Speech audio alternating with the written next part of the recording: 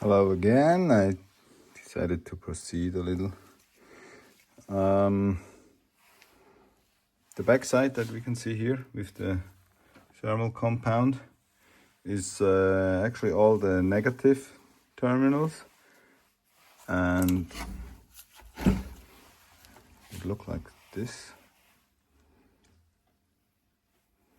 There is quite a stack of don't know if this is nickel, but I think so.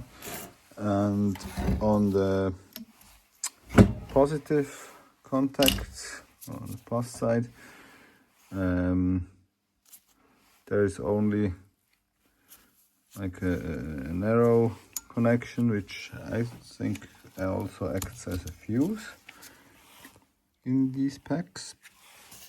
This is how the part looks. So to put them in series, they always go from one side to the other, and now I think I will remove these two as well and then call it a day. Anyway, thanks for watching again. Bye bye.